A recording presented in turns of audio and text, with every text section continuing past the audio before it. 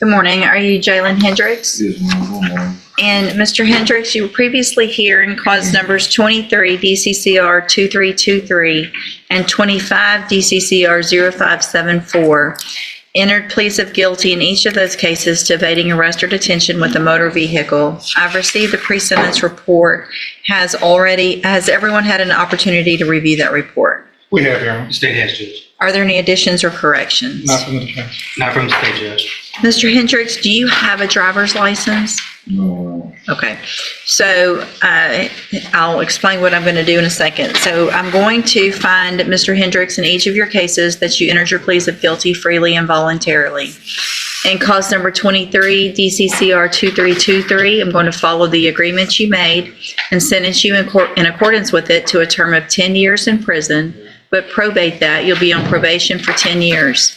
You're ordered to pay a $500 fine and to serve 30 days in the county jail. You will get credit for that time since you've entered your plea. In cause number 25, DCCR 0574, also find that you entered your plea freely and voluntarily, find sufficient evidence to find you guilty, and at this time follow the agreement and find you guilty of evading arrest or detention with a motor vehicle. Sentence you in accordance with that agreement to a term of 10 years in prison, but probate that. You'll be on probation for 10 years. You're also ordered to pay a $500 fine to serve the 30 days in jail that you will get credit for, and follow all of the rules and conditions of probation. So the rules and conditions of probation are very important, because if you don't follow all of those rules, you're going to be right back in here looking at 10-year sentences. Do you understand? You've already agreed to 10 years. So part of your probation is going to be to get you the help that you need for whatever's going on. So you will be assessed for any type of mental health care, and you're ordered by me to follow any recommended treatment. That means medication, counseling, whatever it is. If they say you need it, I'm ordering you to do it. You understand? Also, you are not to drive any vehicle, period, ever, unless you have a driver's license. So you cannot drive. And then and all the other regular conditions of probation, and the probation officer will go over that with you.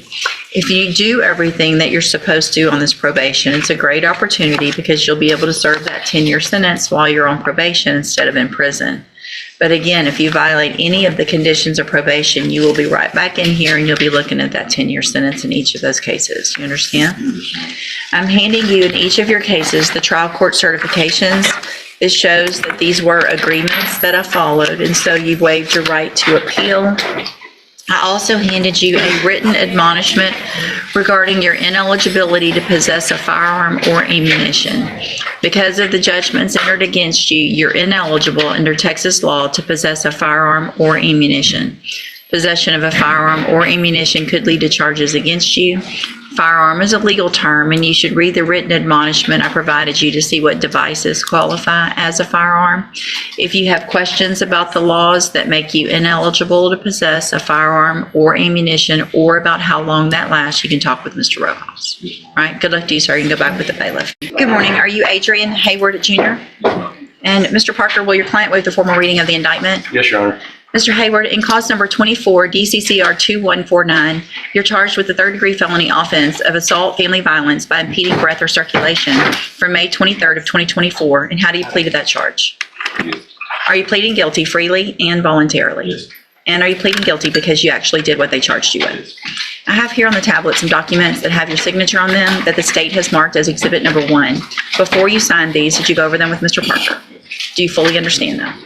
And do you understand, if I follow the agreement that you've made with the district attorney, that you'll be waiving or giving up any right to appeal? And it looks like the agreement that you've reached is for a 5-year deferred probation. There would be a $500 fine, and you would be required to follow all of the rules and conditions of probation. Is that your understanding? Do you also understand, if you're not a U.S. citizen, that a plea of guilty or no contest may result in your deportation, exclusion from admission to the country, or denial of naturalization under federal law? State tenders number 1. No objection. It's admitted. Is there any evidence that Mr. Hayward is not competent? No, Your All Honor. right, sir, I'm going to find that you entered your plea of guilty freely and voluntarily. Find that you're mentally competent and understand the nature and the consequences of your plea. Find sufficient evidence to find you guilty. However, I'm going to reset your case so that the probation department can do a pre-sentence report. That'll give me more information about you and your case, and then we'll come back later for sentencing. Mr. Nichols? What This is his first case that I'm showing, Your Honor. If he's going to be released on bond before sentencing, I'd ask, obviously, that no contact with victim, he stay away from that address, that he not be allowed to possess a firearm. While the allegation isn't for using a firearm, there's allegation in the reports that he had brandished one that evening. Okay. What's your relationship with Brianna McLean? My girlfriend, It was your what? ex-girlfriend. Your ex-girlfriend's cousin. So there's no reason for you to be around her, or it sounds like your ex-girlfriend at all, or anybody like that, right? So here's what I'm going to do. Based on the nature of your plea agreement, I'm going to reduce your bond in your case to $1,000.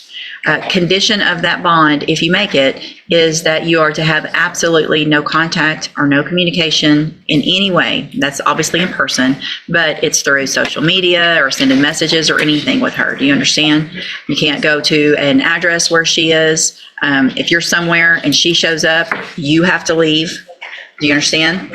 And then also, as a condition of your bond, you are not allowed to have any firearms at all.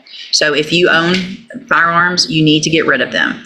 If you have a family member that can take them, I don't care what you do with them, you can't have them or have them in your home or your car, okay? Any questions? All right, we'll see you back at sentencing. Thank you, Your Honor. Thank you. Welcome back to Law Nexus. We're glad you're here. Tonight's courtroom unfolds fast, and the consequences hit even faster. One test result, one excuse, and suddenly freedom has a price tag. Stay with us, because what starts routine turns sharply real.